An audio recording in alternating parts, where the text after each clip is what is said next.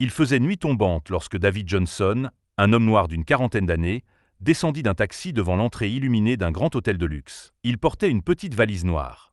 Sa démarche était calme, confiante.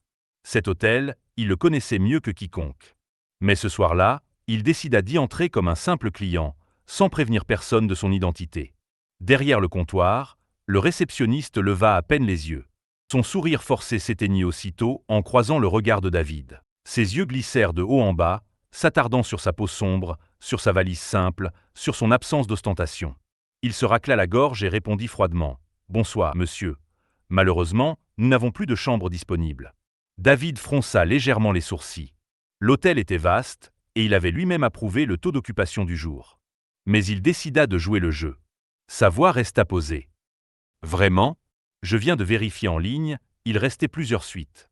Désolé, monsieur, mais ces suites sont réservées. » Le réceptionniste détourna le regard, visiblement agacé, comme s'il espérait que David tournerait les talons. Derrière lui, deux autres employés chuchotaient et jetaient des regards insistants. La scène devenait pesante. Mais David ne s'énerva pas. Son calme impressionnait, presque dérangeait. Alors qu'il s'apprêtait à répondre, une jeune assistante de direction descendit du grand escalier. Elle reconnut immédiatement David et son visage se figea. Son ton changea radicalement, empreint de respect et d'un brin de panique. « Monsieur Johnson, quelle surprise de vous voir ce soir. Vous n'aviez pas prévenu de votre venue. » Le réceptionniste écarquilla les yeux, surpris. Ses lèvres tremblèrent. L'assistante s'inclina légèrement, puis se tourna vers le comptoir. « Vous ne le saviez pas ? Voici le propriétaire de cet hôtel. Sans lui, rien de ce lieu n'existerait. » Un silence de plomb s'abattit dans le hall. Les clients présents, intrigués par la scène, observaient désormais avec étonnement. Le réceptionniste devint pâle. Il tenta de balbutier quelques excuses maladroites. David, lui, ne se départit pas de sa sérénité. Il s'approcha du comptoir, posa calmement ses mains dessus et dit d'une voix ferme mais posée « Ce que vous m'avez refusé ce soir, ce n'est pas une chambre. C'est du respect. Et croyez-moi, c'est la première chose qu'un hôtel de luxe doit offrir. » Un murmure parcourut le hall. Le réceptionniste baissa les yeux, honteux. David, sans hausser le ton, venait de donner une leçon à tout un public. Puis il ajouta, avec une dignité tranquille, « Je ne vous punirai pas, mais je veux que vous n'oubliez jamais ceci. On ne juge pas un client à son apparence. Car derrière chaque visage se cache une histoire. Et parfois, bien plus que ce que vous croyez. » Il se retourna, traversa le hall sous les regards admiratifs et sortit dans la nuit, sa valise à la main. Ce soir-là, David ne gagna pas seulement du respect. Il devint l'incarnation vivante d'une vérité intemporelle. Il ne faut jamais juger trop vite, car les apparences sont souvent trompeuses. Mais si David avait décidé d'entrer incognito dans son propre hôtel ce soir-là, ce n'était pas un hasard. Depuis plusieurs semaines, il recevait des messages anonymes et des plaintes indirectes. Certains clients noirs, ou issus de minorités, affirmaient avoir été traités avec froideur à la réception. Un couple de voyageurs africains, par exemple, s'était plaint de ne pas avoir reçu la même qualité de service que d'autres. On les avait placés dans une chambre plus petite que celle promise dans leur réservation, et leur demande avait été ignorée sous prétexte que l'hôtel était plein. Un autre témoignage, encore plus troublant, venait d'un jeune cadre noir en voyage d'affaires. Malgré sa réservation confirmée et payée, on lui avait annoncé que son paiement ne passait pas. On l'avait fait patienter des heures, pendant que d'autres clients blancs, arrivés après lui, recevaient leurs clés en quelques minutes. Ces récits revenaient avec insistance, comme un écho douloureux. David, au départ, avait voulu croire à des malentendus isolés. Mais au fil des jours, les courriels et les témoignages s'étaient multipliés, dessinant un schéma clair. Certains membres de son personnel, consciemment ou non, pratiquaient une forme de discrimination sourde et pernicieuse. David savait qu'il ne pouvait pas fermer les yeux. Sa réputation, ses valeurs, et même l'honneur de l'hôtel étaient en jeu. Il décida donc de tester lui-même la réalité. Pas en tant que propriétaire, ni en tant qu'homme puissant, mais en tant que simple client.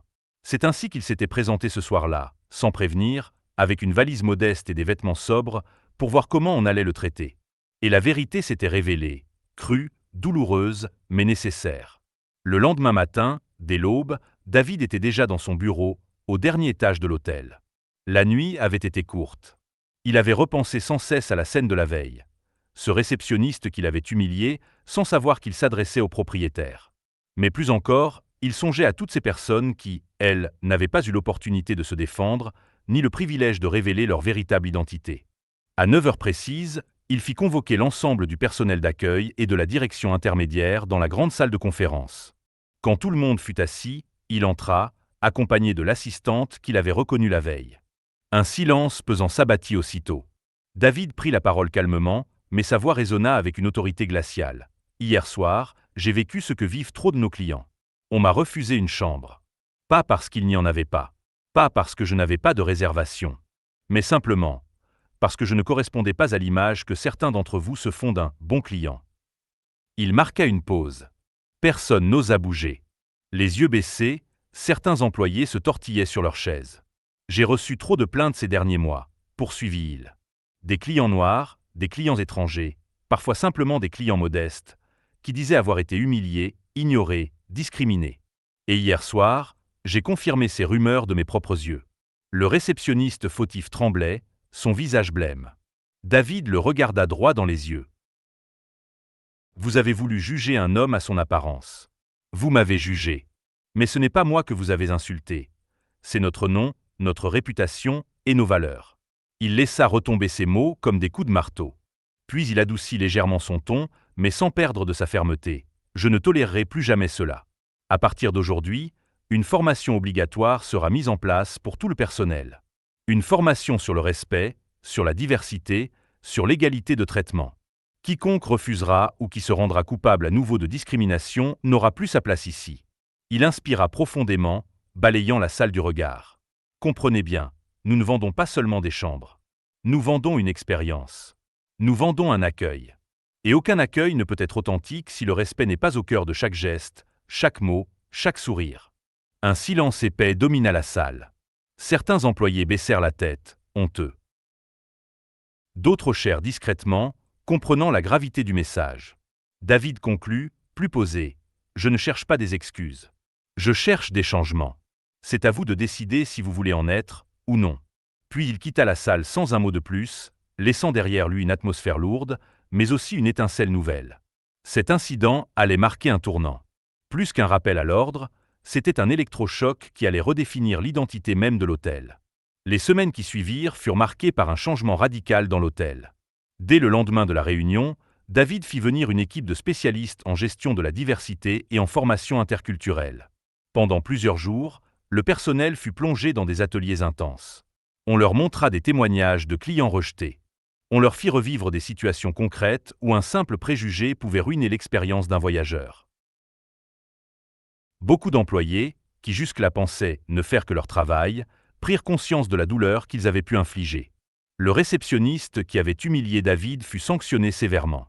Mais, plutôt que de le renvoyer immédiatement, David décida de lui donner une chance. « Tu vas suivre cette formation en entier, » dit-il. « Et si tu veux rester ici, tu devras prouver chaque jour que tu es capable de voir l'humain avant l'apparence. » Ce choix surprit tout le monde.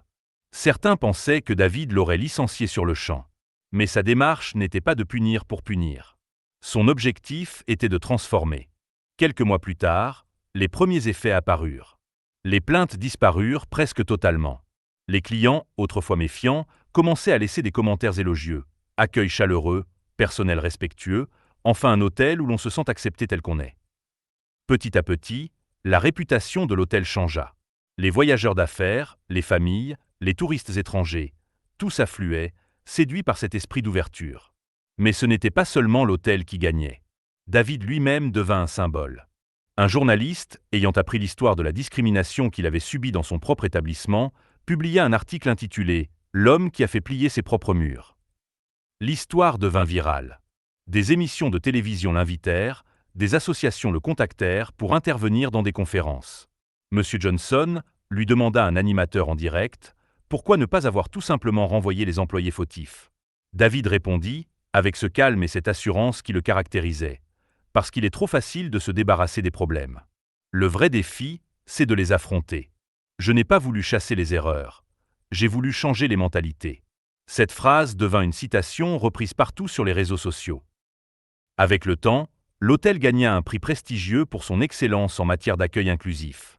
Et David, bien qu'ayant subi une humiliation profonde au départ, en sortit grandi. Un soir, en observant le hall animé de son établissement, il aperçut une famille africaine qui venait d'arriver. Le père serrait la main du réceptionniste avec un sourire rassuré, la mère tenait ses enfants par la main. Tous semblaient détendus, respectés, bienvenus. David esquissa un léger sourire. Il pensa à sa mère, à ses propres souvenirs douloureux, aux humiliations qu'il avait connues étant jeune, et se dit que tout cela n'avait pas été vain. Il avait transformé sa colère en un héritage. Puis il conclut pour lui-même. Ce n'est pas un hôtel que je dirige. C'est une maison où chaque être humain a sa place. Si cette histoire vous a touché, montrez-le en mettant un like et surtout, abonnez-vous à la chaîne Au-delà des apparences. Parce qu'ici, chaque récit vous rappelle qu'au-delà de ce que l'on voit, il existe toujours une vérité plus forte.